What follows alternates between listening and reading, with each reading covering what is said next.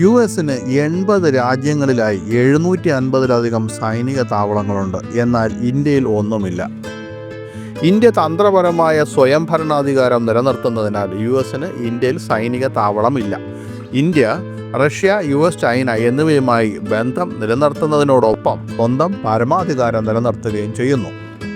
ലോകത്തെമ്പാടുമുള്ള 80 രാജ്യങ്ങളിലായി യുഎസിന് 750-ലധികം സൈനിക താവളങ്ങളാണുള്ളത്.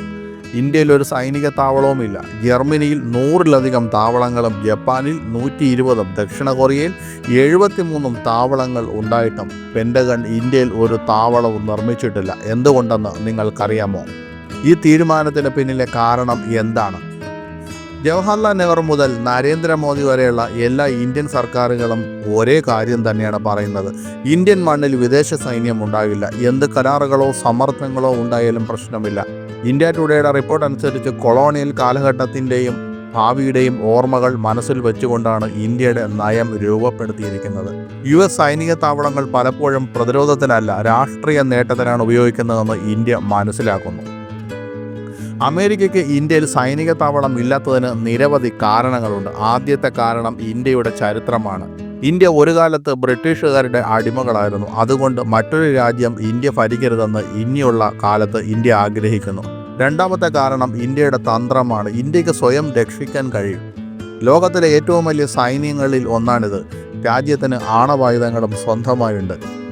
അമേരിക്കയുടെ ശത്രുക്കളുമായി ശത്രുത പുലർത്താൻ ഇന്ത്യ ആഗ്രഹിക്കുന്നില്ല എന്നത് മറ്റൊരു കാരണമാണ്. ഇന്ത്യയിൽ US ഇടപെടൽ ഉണ്ടായിട്ടുണ്ട്. 1953-ൽ CIA ഇറാനിൽ ഒരു അട്ടിമറി ആസൂത്രണം ചെയ്തു. ഗോട്ടിമാല, ചിലി, ഇറാഖ് എന്നിവിടങ്ങളിലും ഭരണമാറ്റങ്ങൾ ഉണ്ടായി. സൈനിക താവളങ്ങൾ പലപ്പോഴും രാഷ്ട്രീയ തന്ത്രങ്ങൾക്കായി ഉപയോഗിക്കാറുണ്ടെന്ന് ഇന്ത്യക്കറിയാം. അവ പ്രതിരോധത്തിന് മാത്രമല്ല. അടുത്തിടെ ഖത്തറിലെ അൽ ഉദൈദ് താവളത്തിൽ ഇറാൻ മിസൈൽ ആക്രമണം നടത്തി. US ഇറാൻ സംഘർഷവുമായി ഖത്തറിന് യാതൊരു ബന്ധവുമില്ല. എന്നാൽ അവിടെ അമേരിക്കൻ താവളം ഉണ്ടായിരുന്നതിനാലാണ് അത് ആക്രമിക്കപ്പെട്ടത്. അമേരിക്കയുടെ ശത്രുക്കൾക്കെതിരെ മത്സരിക്കാൻ ഇന്ത്യ അതുകൊണ്ട് തന്നെ ആഗ്രഹിക്കുന്നുമില്ല.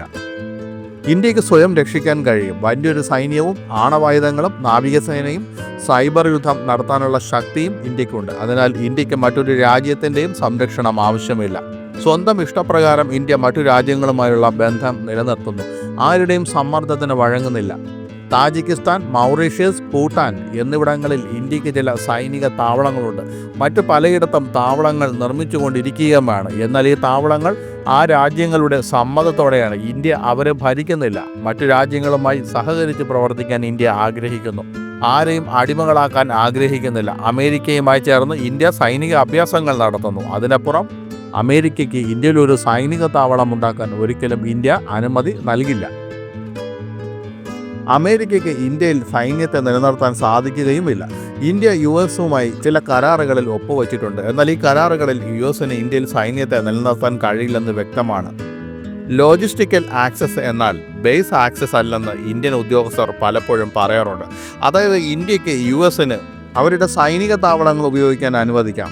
പക്ഷേ US-ന് അവരുടെ സൈനിക താവളങ്ങൾ ഇവിടെ നിർമ്മിക്കാൻ കഴിയില്ല. ഇന്ത്യയുടെ ഈ നയം അതിനെ നയതന്ത്രപരമായി സ്വതന്ത്രമായി നിലനിർത്തുന്നു. റഷ്യ, US, ചൈന മറ്റു രാജ്യങ്ങളുമായി ഒരേ സമയം ബന്ധം നിലനിർത്താൻ ഇന്ത്യക്ക് കഴിയും. ഒരു രാജ്യത്തെയും പ്രത്യേകം പിന്തുണയ്ക്കേണ്ടതില്ല.